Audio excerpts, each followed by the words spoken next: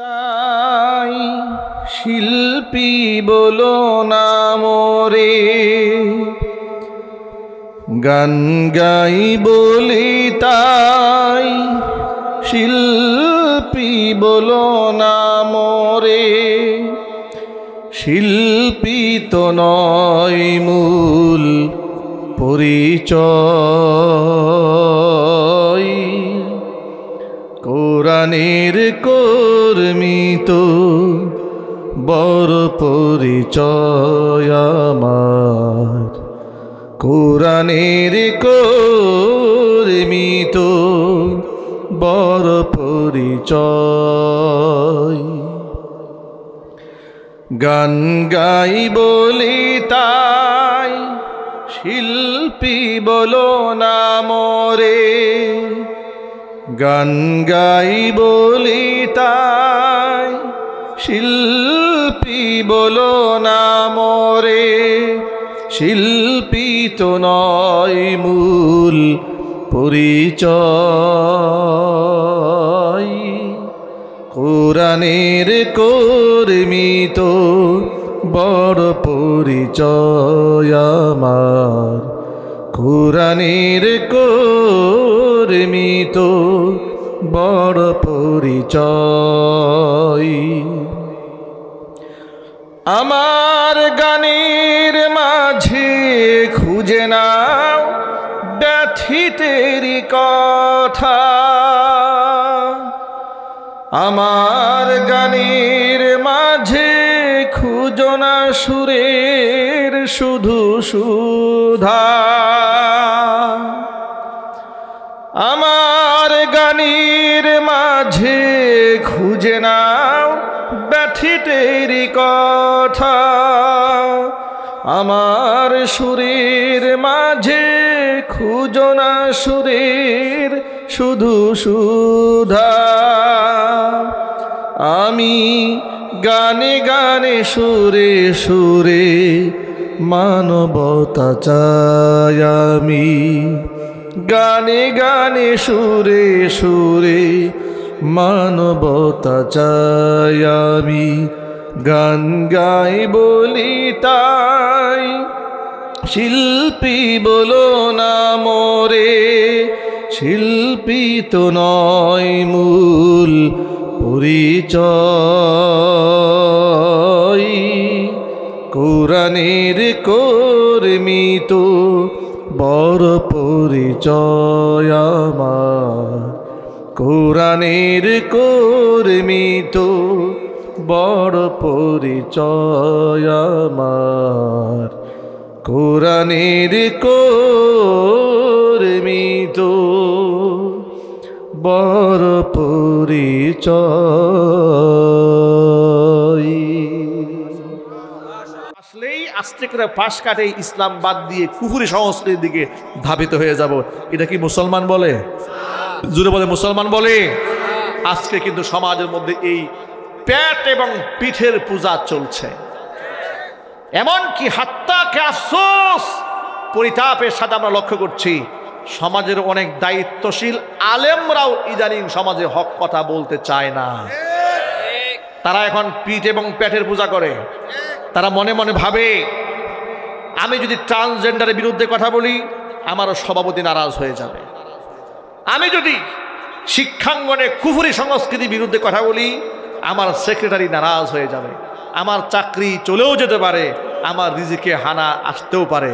যেমন নাকি বর্তমান শিক্ষা সিলেবাস নিয়ে দেখেছেন, আলিয়া মাদ্রাসার ক্লাস দাখিলের ক্লাস 10-এর ছাত্রদের বইয়ের সংস্কৃতির বোঝাবার জন্য বইয়ের পৃষ্ঠার উপরে কাবার ফটোতে ঢুল তবলা হারমোনিয়ামের ছবি দেওয়া হয়েছে।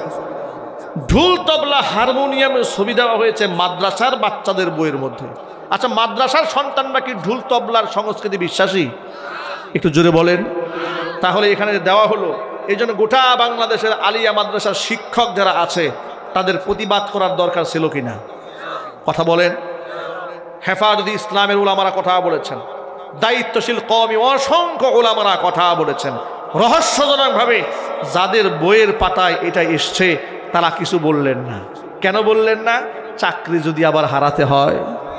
কথা বলেন ঠিক কিনা? এগুলা করে কোনো লাভ হবে না।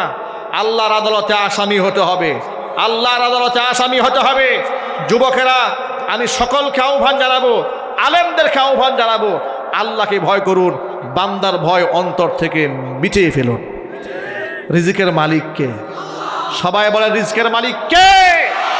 আজকে সমাজের খতিব সাহেবরা হক কথা বলতে পারে না মুনাফিক কমিটির কারণে। কথা বলেন, সমাজের খতিব সাহেবরা যদি হক কথা বলিষ্ঠ কণ্ঠে উচ্চারণ করতে সক্ষম হতেন, এ সমাজ আরো অনেক ভালো হয়ে যেত। আমার যুবক ভাইরা, আব্দুল্লাহ জুল বিজাদাইন রাদিয়াল্লাহু তাআলা আনহু জীবনের সবটুকু আল্লাহর পথে ব্যয় করে দেওয়ার পরেও তার মন এখনো তৃপ্ত হয় নাই, অপেক্ষায় আছে আল্লাহর পথে জিহাদে যাওয়ার। এই তামান্না অন্তরে লালন করতে করতে এই তাবুক যুদ্ধের দামামে বেজে উঠল। আল্লাহর নবী সাহাবীদেরকে নিয়ে চলে গেলেন তাবুকের ময়দানে। জিহাদের ময়দানে যাওয়ার পরে এই আব্দুল্লাহ জুল বিজাদাইন নবীজি সাল্লাল্লাহু আলাইহি সাল্লামকে ডাক দিয়ে বলছেন, ইয়া রাসূলুল্লাহ, ইয়া হাবিবাল্লাহ, আপনার কাছে আমার তামান্না, আপনি আল্লাহর কাছে দোয়া করেন, আল্লাহ পাক যেন এই পথে আজকের জিহাদের ময়দানে আমার শাহাদাত কবুল করে নেন। নবীজি একজন সাহাবীর মাধ্যমে গাছের একটা কাঁচা ছাল ছিঁড়ে নিয়ে আসলেন, এনে আব্দুল্লাহ জুল বিজাদাইনের বাজুর মধ্যে বেঁধে দিলেন। বেঁধে দিয়ে আল্লাহর কাছে বলছে, রব্বুল আলামিন, আমি আব্দুল্লাহ জুল বিজাদাইনের রক্ত কাফেরদের জন্য হারাম বানাই দিলাম। আব্দুল্লাহ জুল বিজাদাইন এত বেশি কান্না করলেন আর আফসোস করে, হে আল্লাহ রসুল, আমি তো চেয়েছি আপনার কাছে শাহাদাত, আপনি আল্লাহর কাছে আমার শাহাদাতের জন্য দোয়া করবেন, আর আপনি আমার রক্তটা কাফেরদের জন্য হারাম বানিয়ে দিলেন। কোনো কাফের আমাকে ছুতে পারবে না, ধরতে পারবে না, মারতে পারবে না, কাটতে পারবে না, আমি তো এটা চাইনি। আল্লাহ রাসূল সাল্লাল্লাহু আলাইহি ওয়াসাল্লাম বললেন, আব্দুল্লাহ, তোমার অন্তরে শাহাদাতের যে তামান্না আমি দেখতে পেয়েছি, এই শাহাদাতের তামান্না নিয়ে তুমি জ্বরে আক্রান্ত হয়েও যদি মারা যাও, আল্লাহ রাব্বুল আমিন তোমাকে শাহাদাতের মর্যাদা দান করে দিবেন। আমরা এখানে যারা বসে আছি, জিহাদে যাওয়ার মতো পরিস্থিতি আমাদের তৈরি হয় নাই, তাই বলে জিহাদকে আমরা ভুলে যাই নাই। যদি ঈমান ও ইসলামের জন্য কখনো রণাঙ্গনে ঝাঁপিয়ে পড়তে হয়, সম্মুখপনে দাঁড়িয়ে কুফফারদের বিরুদ্ধে সশস্ত্র জিহাদে আমরা নামতে প্রস্তুত আছি। ইনশাআল্লাহ বলেন, বলেন না ইনশাআল্লাহ? লিল্লাহি তাকবীর, আল্লাহু আকবার, লিল্লাহি তাকবীর, আল্লাহু আকবার, আল জিহাদ, আল জিহাদ, সাবিলুনা, সাবিলুনা, আল জিহাদ, আল জিহাদ, লিল্লাহি তাকবীর। জিহাদ আপনি কি করে করবেন? আমাদের বাচ্চাদের 2024 সালের বইয়ের মধ্যে ধর্ম বই থেকে জিহাদ শব্দ বাদ দিয়ে দেওয়া হয়েছে। ষড়যন্ত্র কোথায় হয়েছে চিন্তা করেছেন? কাফেররা আমাদের অনেক কিছু মানতে পারে, যেমন আমাদের নামাজ মানতে পারে, আমাদের রোজাও মানতে পারে, আমাদের জিকিরও মানতে পারে, আমাদের হজও মানতে পারে, ওরা শুধু মানতে পারে না আমাদের জিহাদ। কথা বলেন ঠিক কিনা বলেন? জিহাদের কথা শুনলেই ওদের মাথা নষ্ট হয়ে যায়। ওরা জানে পৃথিবীতে যদি ইসলামের কালিমার পতাকা উড্ডীন করতে হয়, জিহাদের কোনো বিকল্প নাই। আফগানের মাটিতে কালিমার পতাকা পতপত করে উঠছে, এমনিতেই পতপত করে পতাকা উড়ে নাই। 70,000 তালেবানের শাহাদাতের বিনিময়ে আল্লাহ পাক আফগানের মাটিতে ইসলাম কায়েম করে দিয়েছে। সুবহানাল্লাহ বলবেন না? একজন আর দুজন নয়, শুধু বিরিয়ানি আর মিলাদ পড়লে আর সিন্নি খাইলে কিয়ামত পর্যন্ত বাংলাদেশ ইসলাম কায়েম হবে না। এই দেশেও যদি ইসলাম কায়েম করতে হয়, কুফফারদের বিরুদ্ধে সশস্ত্র জিহাদে মুসলমানদের ঝাঁপিয়ে পড়তে হবে। যদি কখনো এমন পরিবেশ তৈরি হয়, আমরা রাজি আছি না ইনশাআল্লাহ? যদি বলুন রাজি আছি ইনশাআল্লাহ। আল্লাহ যেন কবুল করেন। জিহাদ আর সন্ত্রাসবাদ কি এক জিনিস? সন্ত্রাসবাদ মানে গুপ্ত মানুষ হত্যা করা। কথা বলেন ঠিক কিনা? কিন্তু কাফের বেঈমানরা সারা জীবন ভর ইসলামের জিহাদকে মানুষের কাছে ভুলভাল উপস্থাপন করেছে। মিডিয়াতেও জিহাদকে মানুষের সামনে ত্রাস হিসেবে উল্লেখ করা হয়েছে, অথচ আল্লাহ রসুল বলেছেন, আল জিহাদ মাযিন ইলা ইয়াউমিল কিয়ামা, জিহাদ চলমান থাকবে কিয়ামত পর্যন্ত। ঠিক কিনা বলেন? সেই জিহাদ আল্লাহ নবী সাল্লাল্লাহু আলাইহি ওয়াসাল্লাম বলেছেন, মাল্লাম ইয়াগজু, যেই ব্যক্তি জিহাদে যায় নাই, ওয়ালাম ইউজাউযিজ গাজিয়ান, কোনো মুজাহিদকে সামানাও জুগায় দেয় নাই, সহযোগিতাও করে নাই, মনে মনে আল্লাহর পথে জিহাদ করার স্বপ্নও দেখে নাই, তামান্নাও পেশ করে নাই, ওই লোকটা যখন মারা যাবে, মাতা আলা শু'বাতিন মিনান নিফাক, মুনাফিক অবস্থায় দুনিয়া থেকে মারা যাবে। আল্লাহ পাক জিহাদি জজবা দিয়ে আমাদের অন্তরকে আলোকিত করে দেন। সাহাবী আব্দুল্লাহ যুল বিজাদাইন নবী করিম সাল্লাল্লাহু আলাইহি ওয়াসাল্লামের কাছে তামান্না পেশ করেন, আল্লাহ রাসূল আপনি আমার জন্য দোয়া করেন, আল্লাহ পাক যেন আমাকে শাহাদাত দান করে। রাসূল বললেন, কাফেরদের জন্য তোমার রক্ত সোয়া হারাম। সুবহানাল্লাহ বলেন, আল্লাহু আকবার বলেন। আল্লাহর নবীর কথা শুনলে তিনি কান্না করলেন, আফসোস করলেন। রাসূল বললেন, সাহাবী রে, আল্লাহর পথে জীবন দেওয়ার যে তামান্না তোমার অন্তরে আছে, ওই তামান্না অন্তরে নিয়া বিছানায় শুয়ে যদি জ্বরে আক্রান্ত হয়েও তুমি মারা যাও, আল্লাহ পাক তোমাকে শাহাদাতের মর্যাদা দান করে দিবেন। আব্দুল্লাহ যুল বিজাদাইন জিহাদের ময়দানে তিনি অসুস্থ হয়ে পড়লেন, প্রচণ্ড জ্বরে তিনি আক্রান্ত হয়ে গেলেন, এমনকি ওই জ্বরেই তিনি দুনিয়া থেকে বিদায় হয়ে গেলেন। নবী করিম সাল্লাল্লাহু আলাইহি ওয়াসাল্লামের কাছে আওয়াজ দেওয়া হলো, ইয়া রাসূলুল্লাহ, আপনার সেই আশেক, আপনার সেই পাগল সাহাবী জিহাদের ময়দানে যিনি শাহাদাতের তামান্না পেশ করেছিলেন, ওই আব্দুল্লাহ যুল বিজাদাইন জ্বরে আক্রান্ত হয়ে তিনি জিহাদের ময়দানে মারা গেছেন। আল্লাহর হাবিব বললেন, ওরে গোসল করাও, কাফন পরাও, ওর জানাজার নামাজের ইমামতি আমি করব। সাহাবায়ে কেরাম রাতের বেলায় থাকি গোসল করালেন, কাফনের কাপড় পরালেন, নবীজি সাল্লাল্লাহু আলাইহি ওয়াসাল্লাম তাকে জানাজার নামাজের ইমামতি করলেন। এমনকি হাদিসের বর্ণনাকারী সাহাবী হযরত আব্দুল্লাহ ইবনে মাসউদ রাদিয়াল্লাহু তাআলা আনহু বলছেন, জিহাদের ময়দানে জানাজার নামাজের মধ্যে হাত ঢাক করে অসংখ্য মানুষ জমা করা হয় নাই। আমি কাফেলা থেকে একটু দূরে ছিলাম, তাঁবু থেকে, আমি দূর থেকে দেখতে পেলাম তাঁবুর কাছে মিট মিট করে বাতি জ্বলতেছে। হঠাৎ করে রাতের বেলায় সব সাহাবীরা ঘুমায় আছে, কয়েকজন সাহাবী তারা কেন দাঁড়িয়ে আছেন আর মিট মিট করে বাতি জ্বলে কেন? দৃশ্য দেখার জন্য দৌড়ে আমি সামনে গেলাম, তাকাই গিয়া দেখি আল্লাহ নবী সাল্লাল্লাহু আলাইহি ওয়াসাল্লাম কবর খুঁড়ে কবরের ভিতরে তিনি দাঁড়ায় আছেন, আর আবু বকর আর উমর রাদিয়াল্লাহু তাআলা আনহু আব্দুল্লাহ যুল বিজাদাইনের লাশ কাদের উপর নিয়ে দাঁড়িয়ে আছেন। বেলাল রাদিয়াল্লাহু তাআলা আনহু কুপি নিয়ে দাঁড়িয়ে আছে, মিট মিট করে আগুন জ্বলতেছি। আমি পাশে গিয়ে দাঁড়ালাম। আল্লাহর হাবিব আবু বকর আর ওমরকে ডাক দিয়ে বলেন, তোমার ভাই, তোমাদের ভাইকে আদবের সাথে আমার হাতের মধ্যে দাও, খবরদার লাশের সাথে যেন বেয়াদবি না হয়ে যায়। আব্দুল্লাহ যুল বিজাদাইন কি আল্লাহ নবী নিজে কবরের মধ্যে মাদফুন করলেন। কবরের সমস্ত কার্যক্রম সম্পন্ন করার পরে আল্লাহর কাছে হাত তুলে বলছেন, আল্লাহুম্মা ইন্নী আমসাইতু আনহু রাদিয়ান ফারদু আনহু। রব্বুল আলামিন, আজকে সন্ধ্যার পর্যন্ত আমি আব্দুল্লাহর প্রতি রাজি ছিলাম, তুমি তার প্রতি রাজি হয়ে যাও। ইবনে মাসউদ রাদিয়াল্লাহু তাআলা আনহু বলেন, জীবনে কোনোদিন মৃত্যুবরণ করার জন্য আফসোস করি নাই। ওই দিন আমার মনের মধ্যে এত বেশি আফসোস হয়েছে, আমি শুধু কান্না করেছি আর বলেছি, আহারে, আজকে যদি এই কবরে আব্দুল্লাহ যুল বিজাদাইনের লাশটা না হইয়া আমি আব্দুল্লাহ ইবনে মাসউদের লাশ হতো, জীবনটা আমার ধন্য হয়ে যেত। কোরআন মাজিদের মধ্যে আল্লাহ রাব্বুল আলামিন শহীদদের মর্যাদার কথা বলে দিয়েছেন, ওয়ালা তাহসাবান্নাল্লাযীনা কুতিলু ফি সাবিলিল্লাহি আমওয়াতা বাল আহইয়াউন ইনদা রাব্বিহিম ইউরযাকুন ফারিহিনা বিমা আতাহুমুল্লাহু মিন ফাদলিহি ويستبشرون بالذين لم يلحقوا بهم من خلفهم ألا خوف عليهم ولا هم يحزنون। আল্লাহ পাক বলেন, আমি আল্লাহর পথে যারা মৃত্যুবরণ করেছে তারা মরে গেছে এমন ধারণাও তোমরা করো না। ওয়ালা তাহসাবান্নাল্লাযীনা কুতিলু ফি সাবিলিল্লাহি আমওয়াতা, আমার রাস্তায় যারা জীবন দিয়েছে, যাদেরকে হত্যা করা হয়েছে, তাদেরকে তোমরা মৃত ধারণা করো না। বাল আহইয়াউন, বরং ওরা জীবিত।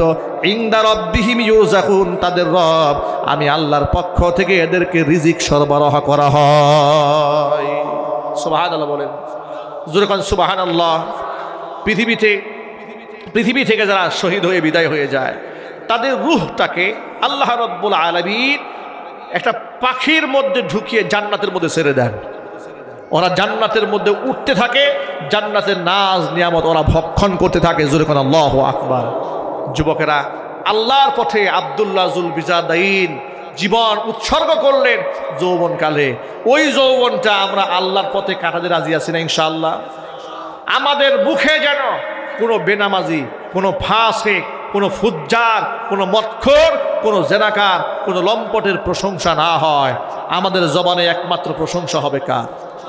সবাই বলেন না কার? আজকে এই সমাজে জেনাকারদের প্রশংসা আছে না নাই? কথা বলেন। ইদা মুদিহাল ফাসিক ইহতাজ্জালাহু আরশুর রহমান। ফাসিকের প্রশংসা হলে আল্লাহর আরশ গুসায় থরথর করে কাঁপে। অথচ স্টেজে দেখবেন আমার নেতার চরিত্র ফুলের মতো পবিত্র, নামাজ পড়ে না এক ওয়াক্ত, গাঁজা সেবন করে 5 ওয়াক্ত, হোটেলে যায় 7 ওয়াক্ত। কথা বলেন ঠিক কিনা বলেন? এরকম নেতা সমাজে নাই? কথা বলতে হবে তো নাই? তাদের পেছনে চলা যাবে না। ভালোবাসার সাথী বন্ধু বানাবেন সমাজের আলেমদেরকে, মোহাব্বত রাখবেন ইমাম সাহেব খতিব সাহেবদের সাথে, মুফতি মুহাদ্দিস সাহেবের সাথে, মাদ্রাসার আসাতিজা ইকরামের সাথে। যার সাথে যারা মোহাব্বত তার সাথেই তার কিয়ামত। ঠিক কিনা? কোনো বেনামাজির সাথে হাসর হোক, এটা কি আমরা চাই? জোরে বলুন। কোনো ফাসিকের সাথে হাসর হোক আমরা চাই? আমাদের হাসর হবে বিশ্বনবী মুহাম্মদ রাসূলুল্লাহ সাল্লাল্লাহু আলাইহি ওয়াসাল্লামের সাথে। কারা কারা চার হাত দেখতে চাই? আল্লাহ তুমি কবুল করে নাও। জোরে বলেন আমিন।